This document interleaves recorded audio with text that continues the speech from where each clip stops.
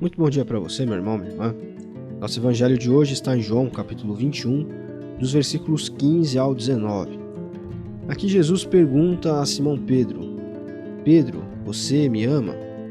Você me ama mais do que estes? E Pedro responde: Sim, Senhor, você sabe que eu te amo. E Jesus diz: Alimente os meus cordeiros. Novamente Jesus faz a mesma pergunta e, pela terceira vez, também questiona se Simão, filho de João, ou seja, Pedro, se ele o amava. Na terceira vez, Pedro responde: O Senhor sabe de tudo e sabe que eu também sabe que eu amo. Então Jesus disse: Alimente as minhas ovelhas. Vou dizer uma verdade: quando você era jovem, vestia-se e ia para onde queria. Mas quando for velho, estenderá as mãos, encontra outra pessoa, irá vesti-lo e levá-lo para onde você não quer ir.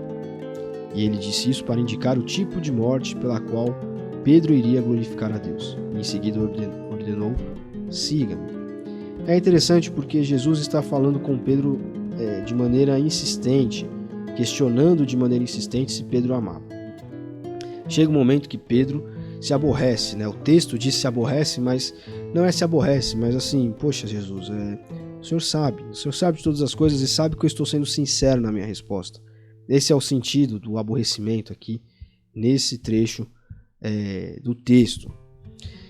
E Jesus, ele questiona a todos nós, na verdade, sobre isso. Né? Até que ponto nós estamos dispostos a cada um dobrar os seus ídolos internos, os ídolos do seu coração, em amor a Cristo. Porque o evangélico, ele se gaba muitas vezes de ter uma vida ascética, né? Uma vida onde ele não tem vícios, digamos assim, não tem hábitos que são considerados pelo próprio público cristão evangélico como coisas que caminham no sentido de encontro à santidade, ou seja, vão contra, né? Mas, na verdade, o que nós não temos são esses tipos de vícios mais comuns. Mas os ídolos no coração, né, ou também se gabam por não terem nenhum tipo de devoção, digamos assim, externa. Né? Então, eu não tenho imagem, eu não tenho algo que eu pego na mão, como um terço, por exemplo. Né? Embora exista uma tradição protestante que tem os cordões de oração, que é basicamente o terço. Tem uma função bem parecida com a do terço, mas é um outro assunto. Eles se gabam então de não ter essas coisas, mas o coração humano ele contém ídolos. Nós podemos não ter nada externo, mas muitas vezes dentro do nosso coração nós precisamos investigar se não há algo ali que compete com o amor que nós temos a Deus. Se não há algo ali que, se nós pudermos trocar, nós trocamos. Então, é aquele desejo de ganhar sempre mais, de ter sempre mais, de consumir sempre mais, de comer sempre mais. Não, eu me gabo porque eu como bem, né? Eu gosto de comer bem. Eu vou mesmo, até há esse tipo de brincadeira, né? Festa de crente, sempre tem comida. Essas coisas não deixam de ser ídolos também. Né? O descanso, o entretenimento, né? A tela, hoje em dia é a tela, é o Instagram, é o Facebook, é o Netflix, é o tablet. Então as telas têm nos dominado e as telas têm virado verdadeiros ídolos. Então a gente se prende naquilo e não faz mais nada, e não alimenta a nossa mente, nosso espírito, nosso coração, né?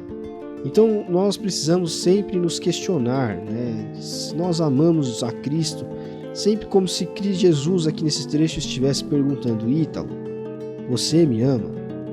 E como se ele estivesse insistindo nessa pergunta para que eu faça uma reflexão interior, que nós chamamos de autoexame, e investigue dentro de mim se de fato eu não tenho, muitas vezes, comprometido esse amor, essa devoção, esse hábito que deveria ser direcionado somente a Deus por outras coisas, se eu não tenho feito trocas.